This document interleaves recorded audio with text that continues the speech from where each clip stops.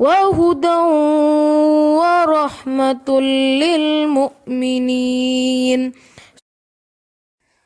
اعوذ باللہ من الشیطان الرجیم، بسم اللہ الرحمن الرحیم۔ آیت نمبر 82 آج پڑھیں گے۔ فَمَن تَوَلَّا، تو جو کوئی منہ موڑ جائے، بعد ذالک، بعد اس کے، کس کے بعد؟ عہد کر لینے کے بعد اللہ تعالیٰ کہہ رہے ہیں جو عہد توڑ دے، منہ پھیر کر چلا جائے عہد سے۔ اور کون سے عہد کی بات ہو رہی ہے؟ جو پچھلی آیت میں ہم نے پڑھا تھا نا کہ نبیوں سے اللہ تعالیٰ نے ایک عہد لیا تھا، وعدہ لیا تھا کہ جب میں تمہیں نبی بنا کر اس دنیا میں بھیجوں گا تو تمہارے بعد جو نبی آئے گا تو تم لوگوں کو کہہ کر جانا کہ بعد میں آنے والے نبی کی مدد کرنا، اس پر ایمان لانا۔ ہر نبی نے اپنی قوم کو یہی تعلیم دی کہ بعد میں آنے والے نبی کی مدد کرنا، اس پر ایمان لانا۔ تو نبی تو نہیں عہد توڑتے، یہ نبیوں کو نہیں، یہ انڈائریکٹلی نبی کی قوم کو کہا جا رہا ہے۔ نبیوں نے سب نے وہی کیا، سب نے اپنا وعدہ پورا کیا، انہوں نے وہی کیا کہ جو اللہ تعالیٰ نے ان کو حکم دیا۔ یعنی کسی بھی، ہر پیغمبر نے دوسرے آنے والے پیغمبر کو مانا، یہ پیغمبر کی قوم کو اصل میں کہا جا رہا ہے۔ اور عین اس وقت یہودیوں کو کہا جا رہا ہے، یہودی جو تھے پیغمبروں کی قوم میں سے تھے، اور پیغمبروں کی تعلیمات تھیں ان کے پاس، اور ان کے تمام پیغمبر اس چیز کی پیشن گوئی کر کے گئے تھے کہ آخری نبی آئیں گے۔ تو عین اس وقت جب ان کا انتظار ختم ہوا، نبی صلی اللہ علیہ وسلم آ گئے اس دنیا میں، عین اس وقت جب وعدہ نبھانے کا وقت آیا تو یہ لوگ منہ موڑ کر چلے گئے، عہد شکنی کر دی۔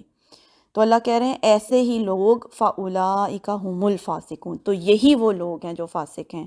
فاسق مطلب سخت نافرمان اللہ تعالیٰ کے، سرکش لوگ، پہچان کر بھی انکار کر دینے والے، جان بوجھ کر انکار کر دینے والے لوگ فاسق ہیں۔ اور یہاں جو فاسق کا لفظ استعمال ہوا ہے نا، عام معنوں میں نہیں استعمال ہوا۔ جس طرح ابلیس کے بارے میں قرآن میں آتا ہے نا کہ فَفَسَقَ عَنْ أَمْرِ رَبِّ، کہ وہ اپنے رب کے حکم سے نکل بھاگا، اس طرح اسی مفہوم میں بنی اسرائیل کو اللہ تعالیٰ خطاب کر رہے ہیں اس آیت میں کہ یہی لوگ اصل فاسق ہیں، جان بوجھ کر انہوں نے اللہ تعالیٰ کی نافرمانی کی۔ کیوں؟ کیونکہ اپنے ہی پیغمبر کی تعلیمات کو جو ہے نہیں مان رہے نا۔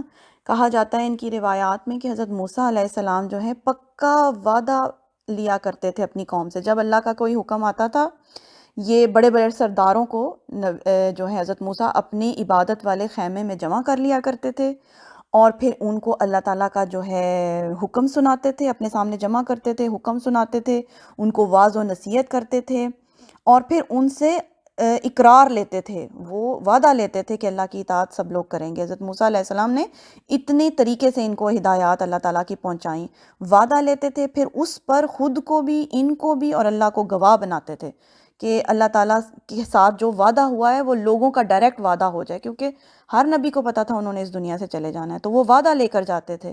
تو اتنا وعدہ لی ہوئی تعلیمات جو ہیں اپنی نبی کی، ان کو یہ خود ہی جھٹلا رہے تھے صرف بائزڈ ہو کر۔ تو یہ انڈائریکٹلی نبیوں کو نہیں کہا جا رہا، انڈائریکٹلی ان کی قوموں کو کہا جا رہا ہے کہ تم لوگوں نے اللہ تعالیٰ کا وعدہ جان بوجھ کر توڑ دیا۔ تو ایسے ہی لوگ اللہ کہتے ہیں فاسق ہوتے ہیں۔ تو یہ آیت تھی۔ آج کے لیے اتنا ہی۔ سبحانک اللہم و بحمدک، اشہد ان لا الہ الا انت، استغفرک و اتوب الیک۔